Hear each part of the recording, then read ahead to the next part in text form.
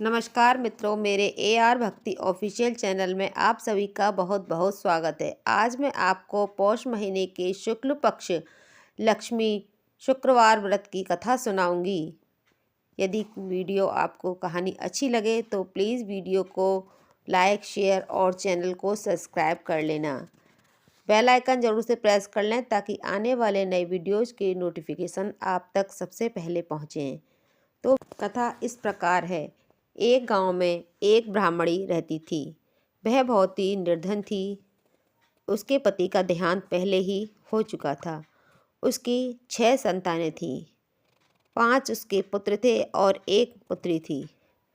पुत्री उसकी बड़ी और पुत्र छोटे थे। घर में कोई कमाने वाला नहीं था, इसीलिए घर का बहुत ही मुश्किल से गुजारा चल पाता था। इसी तरह से ब्राह्मणी का परिवार चलता था।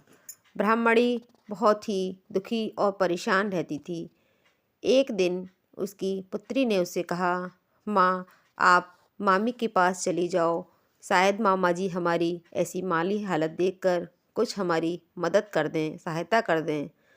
तब ब्राह्मणी अपने गोद के बच्चे को लेकर अपनी भैया भाभी के घर पहुंची।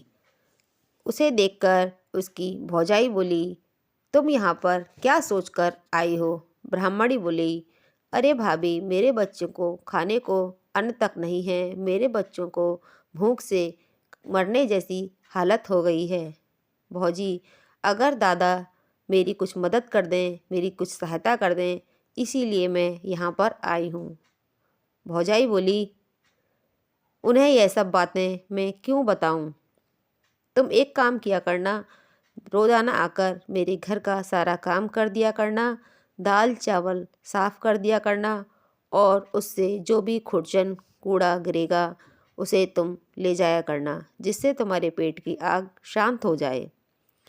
ब्राह्मणी बेचारी मजबूर थी। वह अपनी भाभी की बात मानकर प्रतिदिन उसके घर आती, उसके घर का सारा कार्य करती और जो भी कूड़ा कचरा बचता था उसी से अपने परिवार का पालन पोषण करती थी। एक दिन उसने अपनी भौजाई से कहा, भौजी, 2 लौ की पत्तियाँ दोगी? भौजी बोली, ढोला ढोला लौ के पत्ते, तेरे भाई के गले की माला। और बोली, अगर मेरे सिर के जुएँ साफ कर दोगी तो 2 लौ की पत्तियाँ दूंगी। ननद बोली, भौजी, आज तो लक्ष्मी माता का दिन है, शुक्रवार है, आज मैं तुम्हारे सर से जुएँ नहीं साफ कर सकती।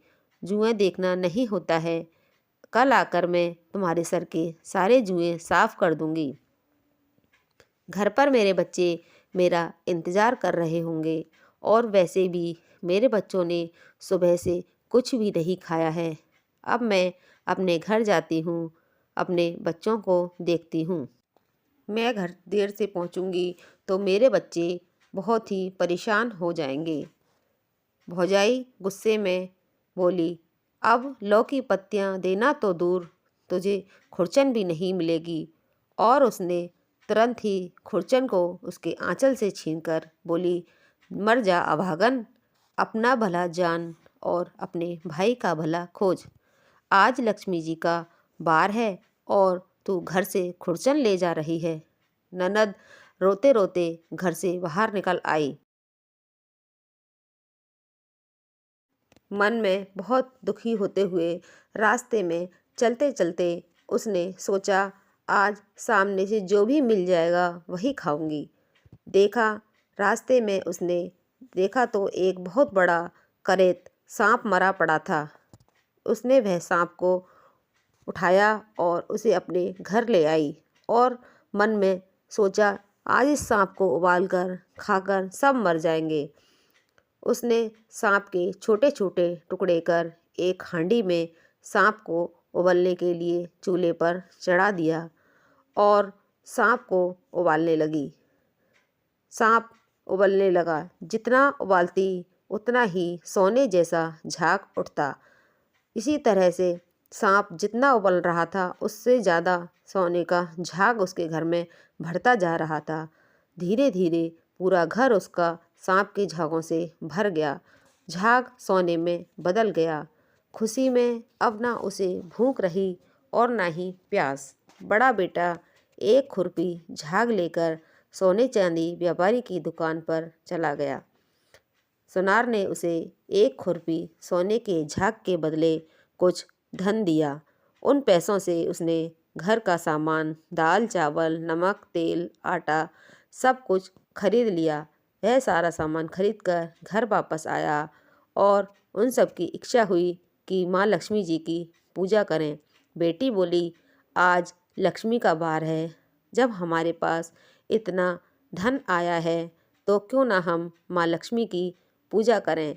ऐसा मन में सोचकर वह स्नान करके शुद्ध होकर भगवान की आचरण कर खाना पकाने की तैयारी करने लगी। घर में उसने लाल कपड़ा बिछाकर, चौकी लगाकर, अल्पना बनाकर, नया धान लाकर, पिट्ठा पायस बनाकर माँ लक्ष्मी की पूजा अर्चना की और व्रत कथा कही। ब्राह्मणों को उसने भोजन कराया।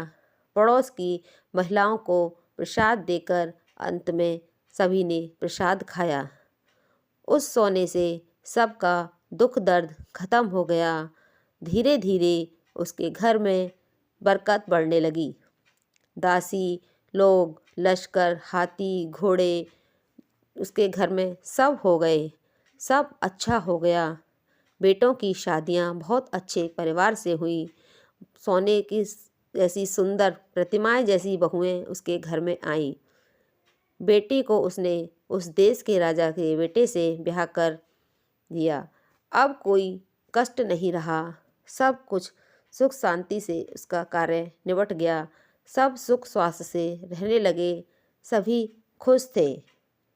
भाभी यह सब सुनकर सोचने लगी कि यह ठाकुर जी इतने बड़े आदमी कैसे हो गए। एक दिन उसने उन सबको अपने घर पर भोजन के लिए निमंत्रण भेजा।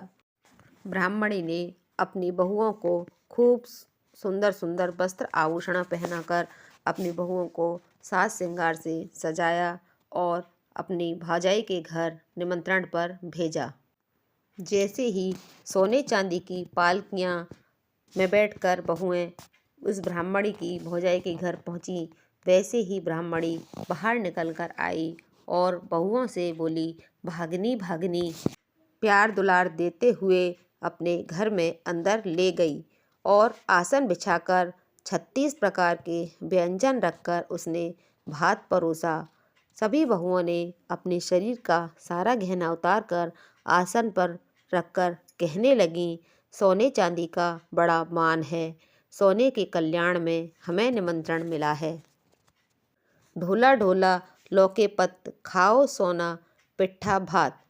यह सुनकर ब्राह्मणी की भाभी बोली, ठाकुर जी, तुम्हारी यह बहुएं क्या कर रही हैं? मेरी तो कुछ समझ में नहीं आ रहा है। यह कुछ भोजन भात क्यों नहीं खा रही हैं? ननद बोली, तुमने तो भाभी इन्हें खाने को कहा ही नहीं है। तुमने तो सोने दाने को निमंत्रित किया था।